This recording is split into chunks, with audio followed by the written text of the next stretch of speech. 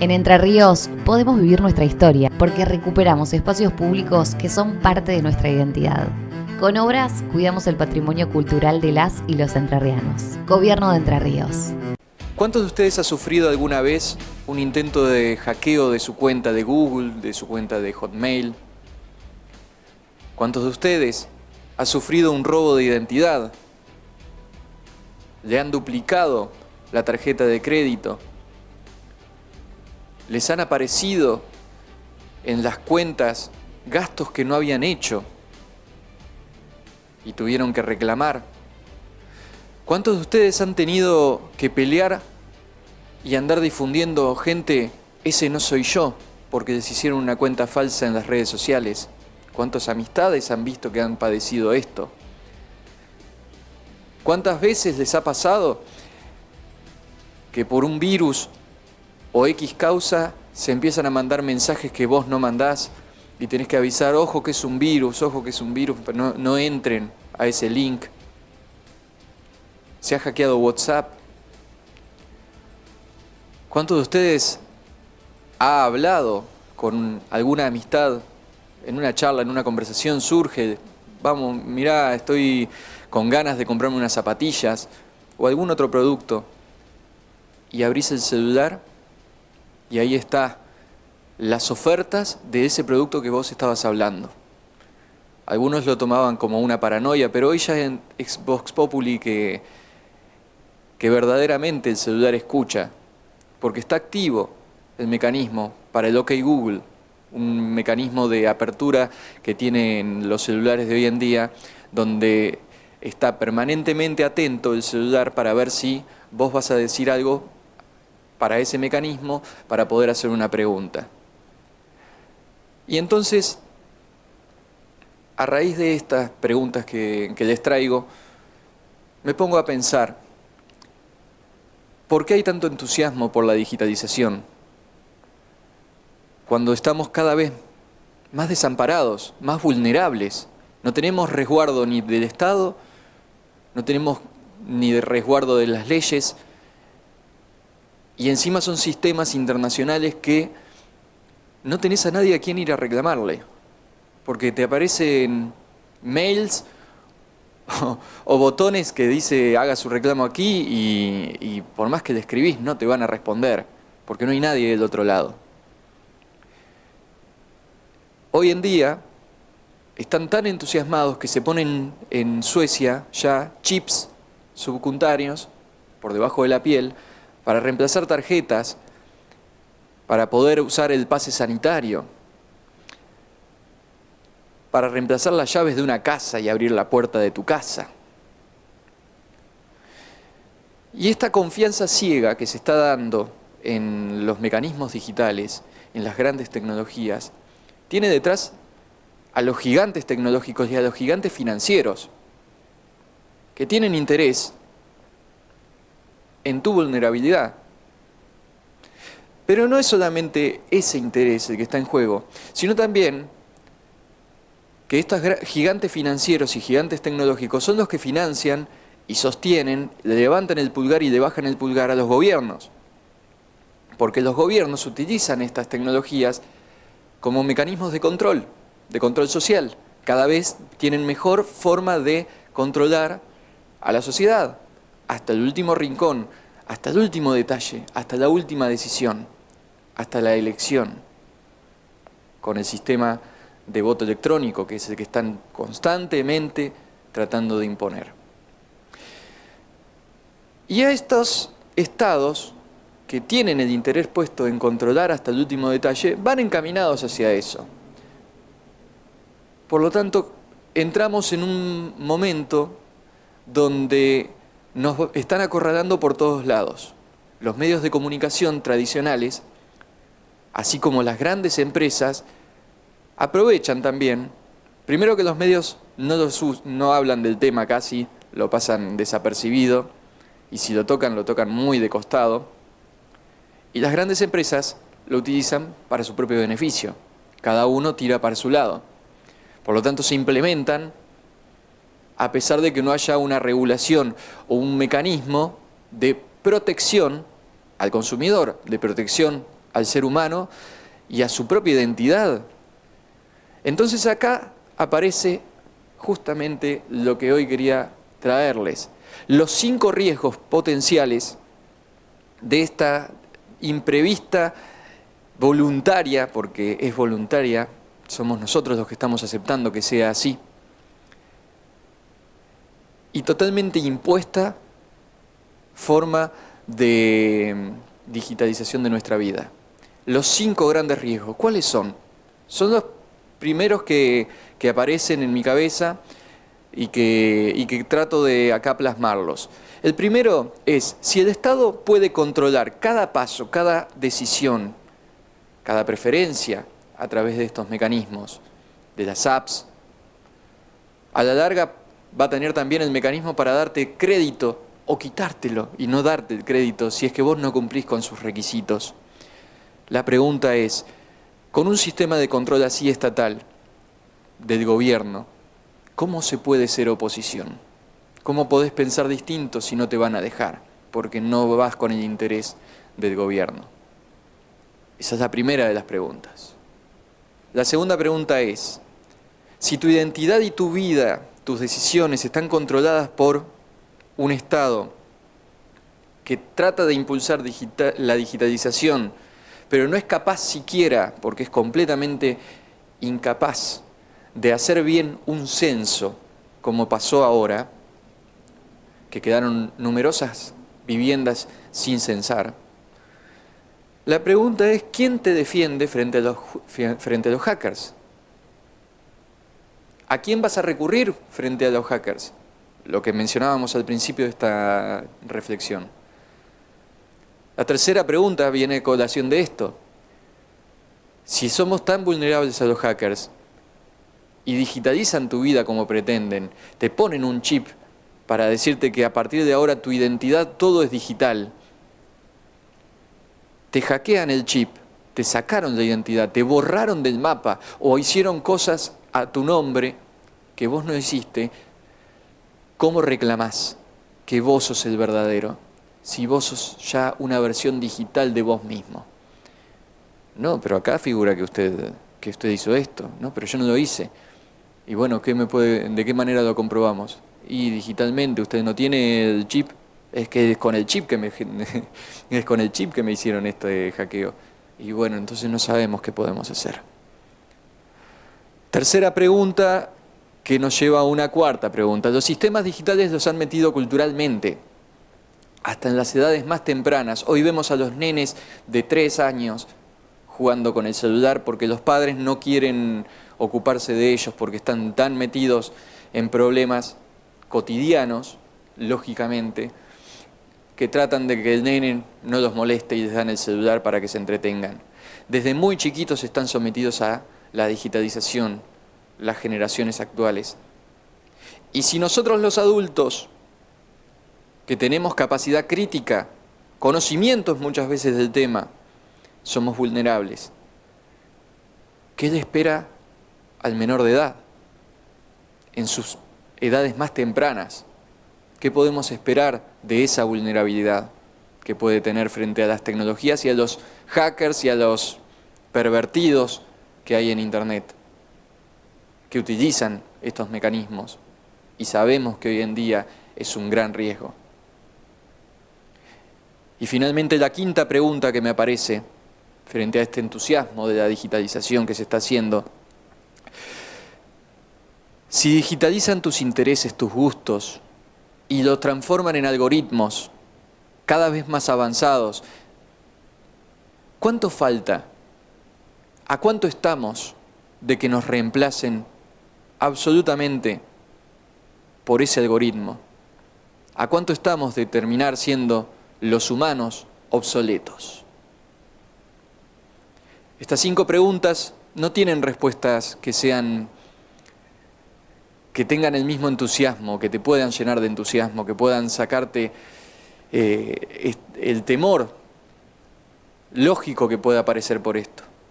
Estamos inmersos en esto, pero no plantearlo, no hablarlo, no va a sacar el problema del medio. Hablarlo, ponerlo sobre la mesa, es el primer paso el primer paso para al menos estar conscientes y hacer algo al respecto. En nuestras manos está recuperar la libertad de hablar, la libertad de expresarnos, la libertad de poder charlar con otro sin estar asustado por cada palabra que uno va diciendo porque estás teniendo miedo de herir susceptibilidades porque hay un control total tan grande y tan dominante de críticas por cada palabra y por el lenguaje desde el Estado impulsadas, pero también fomentadas por los medios de comunicación, por los políticos y por instituciones sociales que forman parte de todo este gran engranaje internacional, que no te dejan siquiera expresarte, porque por cualquier cosa te vas a comer una denuncia, por cualquier cosa te van a criticar, te van a sentenciar socialmente. Y eso lo único que termina siendo es que uno no pueda hablar, es que uno tenga que autocensurarse, como ocurrió en la dictadura. Para los más chicos, bueno, es lo que están viviendo hoy en día a través de este mecanismo. Entonces, recuperar la libertad de hablar, de pensar, de expresarnos, de charlar con amigos, de charlar con familias, recuperar lo social, de hablar cara a cara. En nosotros está el poder volver a ser humanos y darle valor a ser humanos.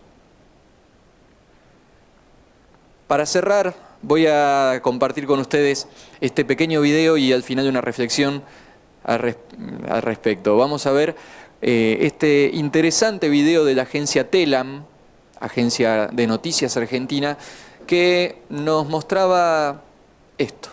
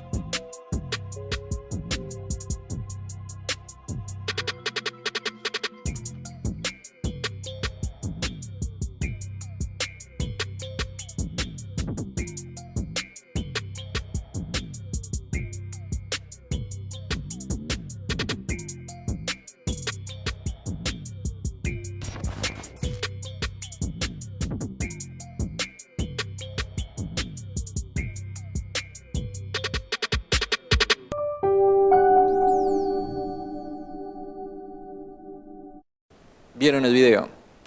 Esto salió esta semana. Y pregunto, ¿por qué una agencia estatal de noticias argentina, larga esta no noticia, porque no es una noticia, porque no es algo confirmado, es simplemente un augurio del magnate Bill G., que internacionalmente lo único que hizo fue decir hacia acá vamos, porque él decide hacia dónde vamos, y la agencia lo está promocionando directamente. Encima, lo que está promocionando es sobre el fin de las contraseñas, que las contraseñas es un mecanismo analógico de seguridad aplicado a lo digital. y lo quieren sacar. Entonces,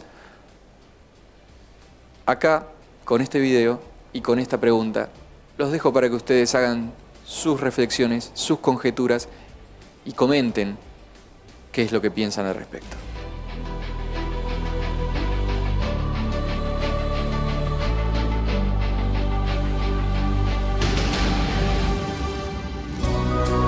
Fundación de Mujeres Golpeadas de Concepción del Uruguay, Entre Ríos. Los espera en Los Pinos 20 de Barrio Zapata.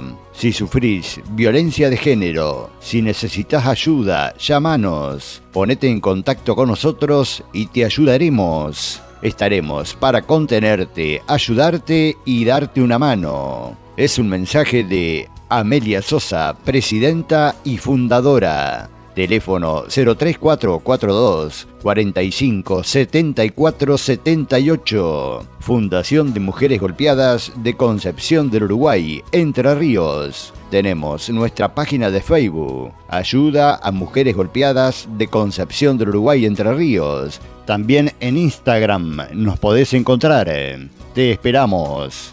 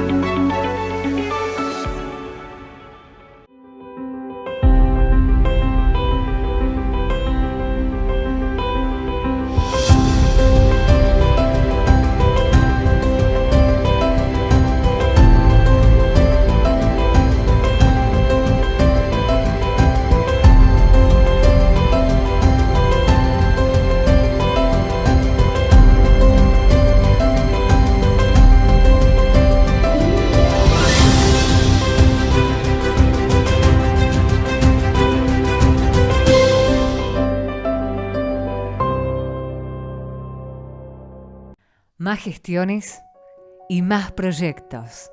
Tenemos el compromiso de gestionar constantemente para nuestra ciudad. Desde comienzo del 2020, aún con todas las dificultades que significó atravesar una pandemia impredecible, logramos un total de 18 importantes convenios para Urdinarrain, como 40 viviendas a través del programa Casa Propia, el reemplazo de cañerías de agua potable, el reemplazo de luminarias de sodio por tecnología LED, la ampliación de la red cloacal, 100% de cobertura para la ciudad, ampliación de la red de gas, nuevas cámaras de seguridad, más equipamiento municipal, nuevo banco de ayudas técnicas, ampliación y refacción de la Escuela Técnica número 18, limpieza de la laguna anaeróbica, programas para emprendedores y el programa para hacer semipeatonal la Avenida Libertad. Estos son algunos de los proyectos que marcarán un antes y un después, porque llevamos gestionados más de 500 millones de pesos, porque hay más obras, hay más oportunidades y mejor calidad de vida para todas las personas, porque un municipio activo es una ciudad en movimiento. Municipio de Urdinarrain, una ciudad en movimiento.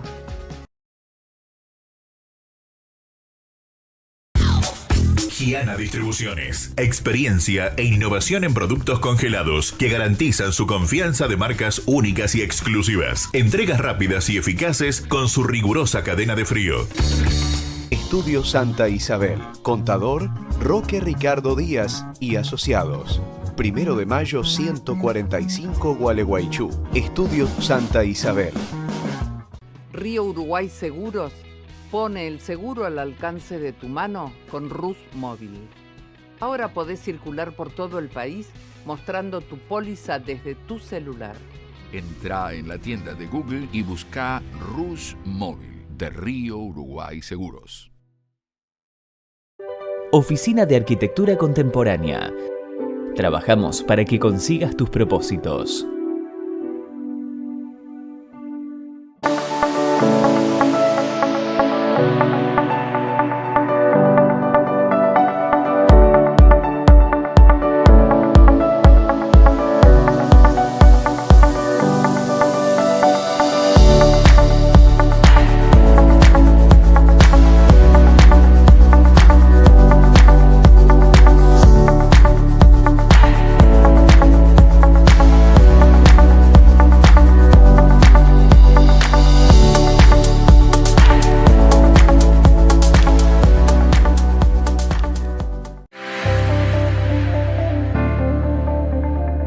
Gilverde es un pueblo que se traduce en obras.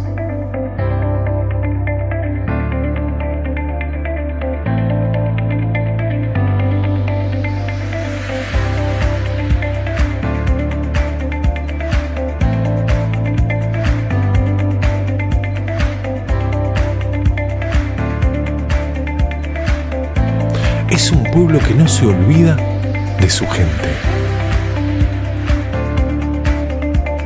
Es un pueblo que se traduce en compromiso. Trabajamos en ser más accesibles.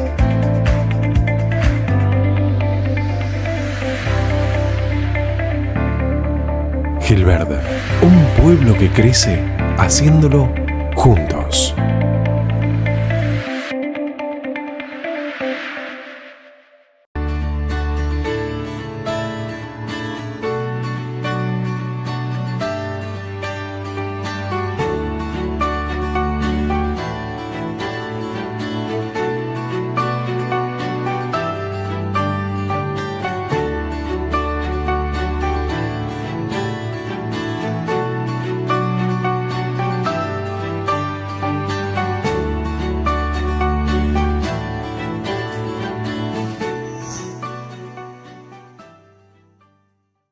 En Entre Ríos podemos vivir nuestra historia porque recuperamos espacios públicos que son parte de nuestra identidad.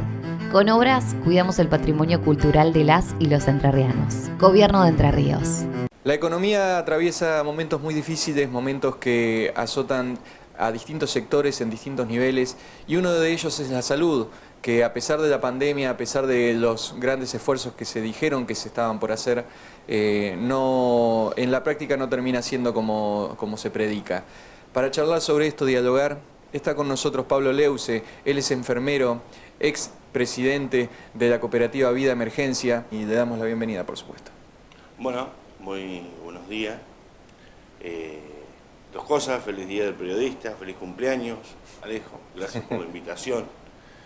Y bueno, en temas de salud me tocó las dos gestiones de la cooperativa Vida Emergencia Médica, conocida en la ciudad. Creo que fueron las dos gestiones más difíciles, porque la primera fue resurgir de lo profundo de lo que estábamos, y en la segunda gestión tener una organización, ordenar la empresa, proyectarla para que crezca con la pandemia encima. Bueno, fueron unas tareas difíciles que me tocaron. Por suerte, lo que puedo rescatar en la gestión mía es que dejé una empresa estable, una empresa con un superávit, una empresa en crecimiento, con un desarrollo increíble, en buenas manos, las manos de Mariana Casabella, que es la que está al frente hoy.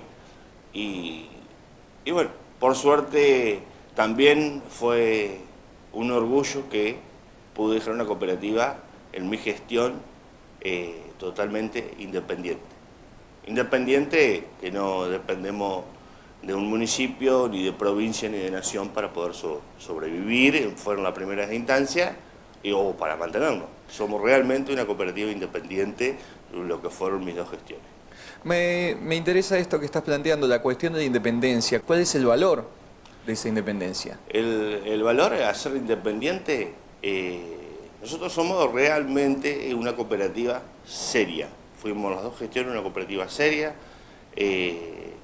más allá de idas y venidas que nos tocó pasar, una cooperativa que supo salir al mercado, pelear en el mercado. Cuando hablo de ser independiente, no dependemos de un convenio que mañana no lo tenemos, y al no tenerlo tenés que cerrar porque no podés solventar los gastos. A eso me refiero con una cooperativa independiente. Y creo que en la provincia hay pero muy poca. No hay cooperativas independientes al 100% como me tocó las dos gestiones. No sé. Ahora se está trabajando para otros proyectos, de participar en diferentes convenios y demás, como tendría que ser también realmente poder participar en diferentes espacios. Pero esa fue la tarea difícil en la que me tocó a mí en la cooperativa.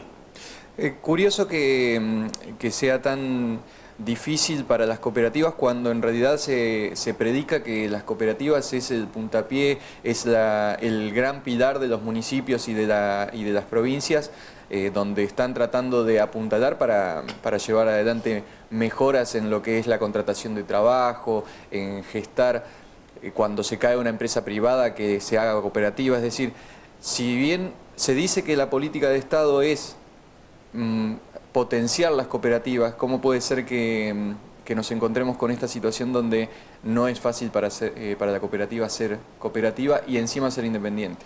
Yo creo que a todos les pasa, a todas las cooperativas. Nunca terminás de cerrar el círculo. Vos tenés ahí la Yonosuero, los otros días sale con el tema del edificio. Es difícil terminar, más cuando salí de una quiebra complicada, una quiebra difícil. Son muchas las cuestiones, muchas cosas van quedando en el camino que tienen que ir superándola y parece interminable. Después hay una ley provincial que las cooperativas tienen prioridad, pero es según como uno le toma el enfoque al cooperativismo. En mi caso particular muchas veces entendí algunas otras cuestiones que me llevaron quizás a algunas discusiones, pero bueno, lo que yo siempre traté es que la cooperativa sea independiente. Entonces la cooperativa, al ser independiente, nunca va a tener un riesgo que perjudica a la empresa, un riesgo laboral. Siendo independiente, al no depender de ningún Estado, es mucho más fácil y realmente trabajar como una empresa. Después, si lo tenés como complemento a los convenios, buenísimo, pero si no, lo importante es trabajar de esa forma. Esas ataduras y la parte política, donde has estado incursionando hace tiempo atrás, fuiste candidato a intendente de la ciudad de Gualeguaychú. ¿Cómo ves la política de hoy, tanto a nivel de acá, de la intendencia, como a nivel provincial? Es decir, cada nivel tiene sus grados de responsabilidades, sus injerencias. Quisiera ver estas desde los dos lados, es decir, como parte de la cuestión sanitaria y como también alguien que tiene una mirada política y un compromiso dentro de ese ámbito. Sí, bueno, políticamente yo estoy con una agrupación de todo un grupo de amigos que estamos tratando de terminar una vecinal para tener un sello, independientemente de que participemos o no, porque venimos ya hace tiempo reuniéndonos y la intención es que participar. Esa es la intención que venimos charlándolo hace bastante tiempo. Y se ve dificultoso porque vos ves cuántos candidatos va a haber. Una cantidad. Va a haber unas pasos con una cantidad de candidatos. Yo creo que al haber tantos candidatos es porque hay desacuerdo en todos los partidos. Entonces hay desconformidad en todos los partidos, por eso va a haber tantos candidatos, si no, no podría pasar esto. Y obviamente que la economía es difícil para todo, para el trabajador común, es difícil, le cuesta, el trabajador independiente, terrible, generar el dinero. Venimos saliendo de lo que es la pandemia, que dañó muchísimo, y obviamente los desafíos para los que están en los cargos van a ser muchísimo más difíciles cuando se transitó la pandemia. Pero bueno, ellos tienen la responsabilidad. Hay cosas que bueno, uno está de acuerdo, otras no las veo, no las vi bien, pero otras sí. En el tema salud se intentó, el municipio intentó trabajar de forma conjunta con provincia. Fue cuando transitó lo de Martín Roberto que termina sacándole a la provincia, en plena pandemia. Eso fue un terrible error para nosotros mismos, porque los perjudicados somos nosotros los que vivimos en Gualeguaychú. Esas cosas no tendrían que pasar, tendrían que madurar ya, no se pueden tomar de esas decisiones que son una locura en un momento tan difícil que estábamos atravesando. Y cuando se venía proyectando cosas serias, se venía charlando de lo que tendría que ganar un médico en ese momento, todas esas cosas que molestaron a la provincia. Entonces, ¿cómo lo vamos a solucionar? Cualquier persona que quiera poner seriedad, que quiera que dar un buen funcionamiento, que un enfermero no tenga un monotributo, que un enfermero sea contratado como corresponde, esas cosas pasan. y si alguien quiere solucionar esa problemática, lo echan, o sea que el que venga jamás lo va a solucionar tampoco, porque sabe que lo van a sacar. Entonces esas cosas no nos tienen que pasar. En esas cuestiones es cuando uno tiene que apoyar, cuando fuera de las diferencias políticas que puedan llegar a haber, pero cuando las cosas se quieren trabajar de forma seria, uno tiene que colaborar y participar muchas veces también. Claro, no son banderas, son las ideas en sí las que se apoyan. En lo que tiene que ver con la pandemia y los efectos colaterales que dejó esta pandemia y las medidas que se tomaron también a raíz de la pandemia, porque la pandemia en sí misma no fue la que nos encerró, la pandemia fue la causa a partir de la cual se tomaron determinados tipos de medidas. ¿Cómo ves hoy, mirando con el diario del lunes, lo que se hizo? Y yo creo que, bueno, era nuevo para todo, era difícil tomar decisiones en ese momento. Nos tocó atravesar a nosotros mismos. A mí me tocó cerrar un negocio que tenía en Concepción del Uruguay. Uno tenía que plantearse, yo digo desde lo chiquito de lo que me tocaba a mí, de tener empleado, que vos no facturás, tenías que estar cerrado, no podías trabajar, veías cosas que te molestaban.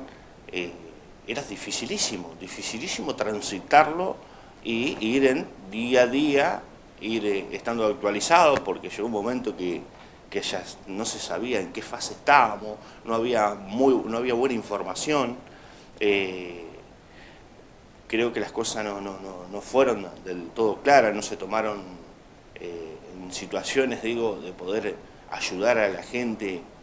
Era todo un tema burocrático y difícil. El que se quería anotar para el IFE tenía complicaciones por una página. Los comerciantes, que a todos nos golpeó, porque nos golpeó a todos, no tenía soluciones de ningún lado. Uno entendía que esto era algo nuevo, algo difícil, complicado. Las soluciones empezaron a venir después de ya cuánto tiempo, después que mucha gente se fundió, mucha gente cerró un negocio y se fundió, mucha gente le cerraba porque el impuesto te seguía llegando. También mucha gente que salió a pelear en contra de esas restricciones para poder sobrevivir. Para poder trabajar. Es decir, sin esa iniciativa de supervivencia también se hubiese continuado con aplacar todo y mantener restricciones. Y sí, eso dejó mucho para aprender. Ojalá que nunca más nos vuelva a tocar pasar ante una situación, porque lo que nos hace, creo que es empobrecernos nada más, porque nos destruye. Fuera de lo que es la salud, ¿no? Obviamente, ojalá que nunca nos toque pasar de vuelta por lo mismo, pero si nos toca que se tome ya con otra responsabilidad, con la experiencia que se tuvo, que no se tomen decisiones a la ligera, como se tomaron muchas veces, de quedar aislado la ciudad de un lado a otro. Hay cosas que hay que tener con más responsabilidad. También la pandemia nos dejó un mensaje muy importante. Comprender que de las crisis más profundas surgen las grandes oportunidades y tenemos la responsabilidad de aprovecharlas. La integración del sistema de salud constituye una prioridad para nuestro presidente Alberto Fernández, con el objeto de que cada argentino y cada argentina accedan en forma equitativa a prestaciones de calidad independientemente de dónde vivan y de qué cobertura social tengan, haciendo más eficiente el sistema en su totalidad, incluyendo una política de medicamentos acorde a la situación actual. Señor director, señora presidenta, tenemos la oportunidad, pero sobre todo la responsabilidad ineludible de relanzar una agenda sanitaria global que exige más integración regional, más cooperación, más desarrollo, pero sobre todo más solidaridad y más empatía. Solo así podremos fortalecer la Agenda 2030 en el desarrollo sostenible en el mundo después de la pandemia. Muchas gracias. Hablando de responsabilidad, hablando de no tomar decisiones a la ligera, estás hablando de decisiones. Hace escasos días atrás, en consonancia con varios países de Latinoamérica y del mundo, Bisotti tomó la decisión de encolumnarnos con la Organización Mundial de la Salud para que las decisiones de la Organización Mundial de la Salud sean acatadas como palabra santa, básicamente, llevando a palabras criollas. Están casi por encima de la Constitución directamente. Es como una alineación donde las decisiones dejan de ser parte del Ministerio de Salud y pasan a ser simplemente un mero ejecutor. ¿Cómo podemos tomar esto desde el ámbito de la salud y desde el ámbito de la política? Mal. Nosotros primero tenemos que ordenarnos nosotros, tenemos que tener nuestra casa ordenada. Nosotros a esta altura, ya en esta década, ya tendríamos que haber tenido un sistema que trabajen de todos los municipios en conjunto con las provincias, con un solo sistema y a nivel nacional, que con el DNI de cada uno tenga una historia clínica. Utilizamos la tecnología para muchas cosas y para eso no. Las diferencias que tenemos desde una ciudad a otra respecto a la salud. Gualeguaychú nos hemos quedado bastante, muchísimo. Gran parte del que tiene posibilidad respecto a salud se va de Gualeguaychú a hacerse cualquier tratamiento o para hacerse cualquier análisis también. Alguien se quiere hacer un chequeo, el que tiene alguna posibilidad económica se va a otro lado. Es dificultoso en Gualeguaychú hacer esas cuestiones, porque tampoco hay algo más centralizado, tenemos problemas con la obra social, acá muchas veces te toca pagar un estudio, un dinero importante y a 60 kilómetros de acá pagas 600 pesos, cosa que con la misma obra social de la provincia, como ha pasado con otras obras sociales también. Entonces, hasta que no tengamos una organización desde lo profundo, no podemos tomar decisiones o que nos tomen decisiones por nosotros. Claro, a mí comprendo esta parte que decís, que tiene que ver más con la práctica localizada y hasta provincial, pero incluso a mí me genera ruido esta cuestión de decisiones globales para sectores tan diferentes, tan diversos, como son distintos países, no solo de idiosincrasia. Fíjate vos, estás planteando las diferencias que hay en distintas provincias y ciudades, y acá estamos hablando que vamos a tomar medidas globales. Sí, una locura. Ignorando la idiosincrasia de cada lugar, que queda como... Que fue lo que pasó en la pandemia, dicho sea de paso, porque en la pandemia todos leyendo revistas internacionales a ver de cómo había que actuar o cómo estaba evolucionando el COVID, y nosotros acá teniendo médicos e investigadores que podían estar haciendo el trabajo y fueron ignorados. Sí, sí. Gente pasó a nivel provincial, también hay especialistas que nunca lo llamaron, que habían trabajado fuera del país, no lo llamaron tampoco. Entonces esas cosas, hay veces que la política se refiere mal, trabaja mal, porque hay que siempre ser abierto de diferentes ideas. En los discursos siempre se escucha lo mismo, las ideas se van a absorber de todo, sean contrario o no, pero cuando llega el momento es contrario, no se acepta. Eso es una realidad que se vivió siempre. Yo, digamos, uno ve un gobernador, ¿a quién llevó del partido contrario? Si lo vio realmente, porque había personas del otro lado buenas, muy buenas, y no lo hacen. Pasan en lo local, en lo provincial, en lo nacional. Bueno, en lo nacional tenemos un enredo terrible que cada día nos va llevando por peor. Yo creo que todos los días es un poquito más difícil. Desacuerdo entre el mismo oficialismo, cosas que nos hacen mal a todos. Eso es el reflejo que vamos teniendo en el país en general. No quiero dejar pasar algo que mencionaste y que volvés a traer acá, que es la cuestión de los desacuerdos dentro de cada uno de los frentes políticos que están representándonos, tanto en lo que es la parte oficial como la parte opositora, las distintas oposiciones que hay. Nos encontramos con que estamos a más de 1 año y medio de las próximas elecciones y ya se está haciendo campaña. Mencionabas que habían numerosos precandidatos que se van anunciando, que van postulándose. A mí me da la impresión de que son globos de ensayo, que en realidad lo que están haciendo es jugando a tantear y hacer encuestas públicas para ver cómo queda de imagen y ver quién llega mejor posicionado. No lo veo como que van a llegar estos candidatos, porque después siempre vemos que a dedo se termina acomodando todo el tablero. En este caso, vos sabés que veo, en la oposición en este caso veo distinto. Tiene varios candidatos, y varios candidatos que quieren. No creo que vaya a haber un acuerdo, yo creo que va a haber una interna difícil, una interna complicada va a tener ese sector. Del lado del oficialismo, bueno, no sé si irán a tener interna o no, creo que sí, seguramente una interna va a tener el peronismo con el piallismo, una interna van a tener seguramente. Pero por la oposición va a estar complicado, porque hay varios que quieren ser candidatos más allá, que van a participar para medirse. La encuesta, en la encuesta que se ha hecho en la calle, figura el más candidato todavía. De los que han salido ya, figura el más candidato. Por eso yo digo que el mínimo va a tener 4 candidatos. La oposición yo creo que van a participar. Está bueno también que participen, que se vean más propuestas. Muchas propuestas, pero la propuesta tiene que ser... Estaría bueno que yo veo más rostros que propuestas. Que hubiera un debate para los precandidatos, que hubiera un debate. Que en el debate, porque no solo vos tenés, en un debate se puede hablar mucho de lo que es salud, educación y seguridad, seguimos hablando con lo mismo. En un debate se tiene que poner arriba de la mesa lo que es el deporte, que muy pocas veces se escucha, que es una tarea tan importante que, gracias a Dios, nuestra ciudad ha crecido en el ámbito de lo que es deporte, porque no es un tema menor. La participación que ha tenido el deporte en Gualeguaychú en estos últimos años ha sido realmente para destacarlo. Eso es, como te decía en un principio, las cosas buenas uno las tiene que acompañar y decirlas, esté en la vereda que esté. Y es un tema que tendría que estar en un debate también, el deporte.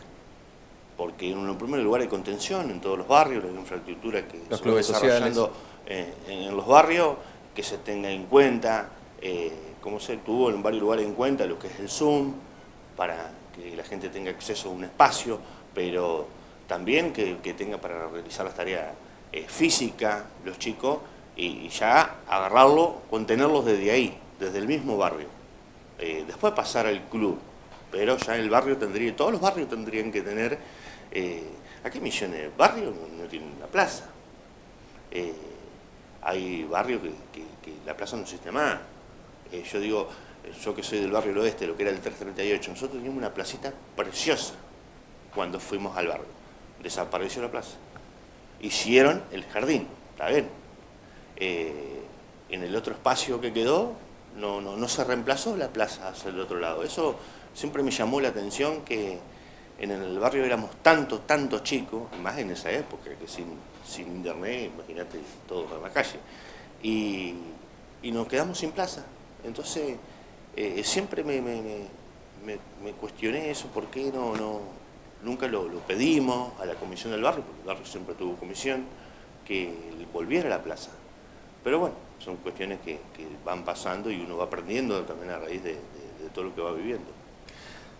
Pablo, no nos queda más tiempo, pero hemos podido abarcar diferentes tipos de cuestiones, tanto del ámbito de la salud, del ámbito de la política sanitaria y del ámbito de la política también electoral y de decisiones tanto locales como provinciales. ¿Qué nos queda de mirar a futuro? Hoy estamos frente a una incertidumbre, frente a una constante indecisión frente a la adversidad. Cada vez que hay un problema nos ahogamos en un vaso de agua. Ahora está la guerra de Ucrania y ya es la nueva excusa para poner sobre la mesa y decir no, la inflación viene, no, tenemos problemas por esto, con las exportaciones, por la guerra. Es decir, siempre hay un chivo expiatorio y las decisiones terminan siendo casi improvisadas. ¿Cómo podemos mirar al futuro y decir hacia dónde vamos y cómo nos posicionamos nosotros? Yo creo que tenemos que tener tranquilidad nosotros, porque desde abajo es dificilísimo. Vamos siendo arrastrados por los errores que se cometen. La desorganización que tenemos desde arriba se refleja hasta abajo. Esa es la única realidad. Afrontar las excusas y respecto a los hechos, desde cada uno, colaborar, de hacer las cosas con ciencia y con prolijidad, pero dependemos lamentablemente de que haya un ordenamiento de los que tienen el poder para hacerlo. Si nosotros no lo vamos a poder cambiar, desde abajo es dificilísimo cambiar esa situación. Hasta que no tengamos un ordenamiento, hasta que el país no esté mejor, hay muchas falencias por todos lados. Ojalá esto cambie, que traiga un poco de tranquilidad, que que bueno, ya dentro de un año y pico va a haber elecciones y si hay un cambio o no, el cambio va a haber, o continúa, o el que continúe, si continúa, que sea de otra manera, de forma más prolija, más abierta, si hay alguien nuevo que lo haga de la misma manera, prolijo, para poder estar mejor, porque realmente no estamos bien. Uno lo ve, yo a mí que me toca andar en la calle por la cuestión de tener una agencia de remis, se nota la diferencia. Ya estamos notando la diferencia de lo que fue de noviembre, desde el año pasado, la cantidad de gente que tomaba el remis a lo que es ahora. Se han hecho 2 aumentos de lo que es la tarifa. Entonces nosotros tenemos un mínimo de 90 pesos. Tenemos un litro de nafta que está a 160. Los valores, no sabés, digamos, siempre quedamos abajo. Si vos aumentás el remis, ya no lo va a tomar nadie. Y los gastos nos están pasando por arriba, porque un juego de cubierta vale entre 80 y 100 mil pesos. Sí, no estás contando dentro de esos 90 pesos solamente el combustible, sino también la reparación del auto, el mantenimiento. Y personas que viven de eso. Entonces es difícil. Cuando arrancó el remis, porque vos te das una idea, el gasoil estaba 28 centavos y el mínimo 1 peso. Casi 4 litros de combustible echaba. Así arrancó el remis durante muchos años, estuvo de esa forma, con el mínimo 1 peso, pero tenía el dólar a 1 peso, llegó a 1.40, fue más o menos siempre como... Que ya quedó lejos eso. Y hoy tenemos un dólar de 205, 210 pesos, un dólar real. Entonces si vos pones un mínimo de 210 pesos, y después obviamente tenés que ir cobrando por cuadra, pero es imposible, entonces la gente no lo tomaría más. Y el remis... Tampoco tienen alternativas. Es decir, no es que hay... muchas situaciones, a eso iba. Hay partes, zonas urbanas que el transporte no les llega, entonces no les queda otra. También muchas cuestiones por horarios, la gente precisa el servicio de lo que es el remis. El remis no tiene ningún beneficio, ninguno. No es un transporte de pasajeros, eso se entiende, no está dentro de la ley de lo que es, pero no tiene ningún tipo de beneficio. Está legislado por el municipio por medio de una ordenanza, y donde te exigen el modelo, las condiciones del auto, pero después lo que es rotura, todo eso todo tiene que afrontarlo el dueño, que el remisero creo que no lo hizo mucho, no lo hicieron por una profesión, sino lo hicieron por una necesidad porque no hay trabajo. En Gualeguaychú no hay trabajo, en Salí de Gualeguaychú tampoco hay trabajo. Eso es una realidad. ¿Cuántas personas consiguen trabajo por mes? Eso se puede contar con los dedos de las manos, es una realidad. Las empresas, ¿cuántas personas toman de forma mensual? Creo que había que impulsar un poco de traer alguna empresa que se pueda crecer, que esto tiene que cambiar, en algún momento tiene que cambiar. Bueno, pero cuando escuchás cuando escuchás el balance que hacen, te dicen 7% de desempleo en el país. No. Sí, ya hablamos de pobreza, ¿qué porcentaje? Tuvimos una inflación del 6%, de lo que fue abril, la inflación fue del 6%, y yo creo, obviamente, el 6% en el global, pero los repuestos habían aumentado un 18%, el combustible había aumentado 2 porcentajes, que en el global de lo que manejamos el trabajador, la persona común, no es un 6%, era un 18% realmente. Entonces hay cosas que no se dicen la verdad como son, eso te da la lástima y siempre vas quedando por bajo, siempre vamos corriendo desde atrás. Algunos que otros que tienen diferentes oportunidades, bueno, pero la persona que con un sueldito hoy no le alcanza para vivir, es terrible. Y si no tiene vivienda, es peor, pobre gente, ¿no?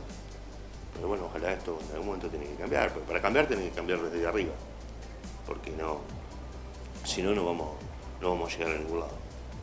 Bueno, sin olvidar que los que nos gobiernan son servidores del pueblo y no el pueblo servidor del que gobierna. Pablo, muchísimas gracias. No, por favor, gracias a vos. Pablo Leuce pasó por Territorio Político.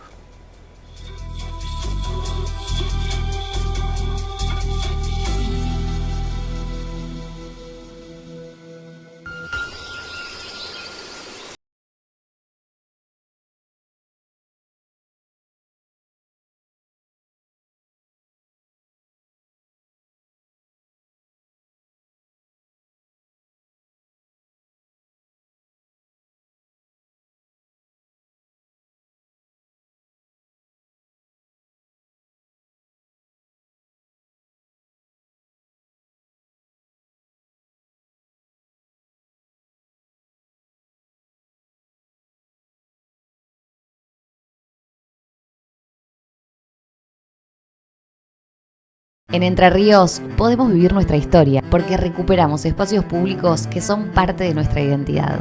Con obras cuidamos el patrimonio cultural de las y los entrerrianos. Gobierno de Entre Ríos.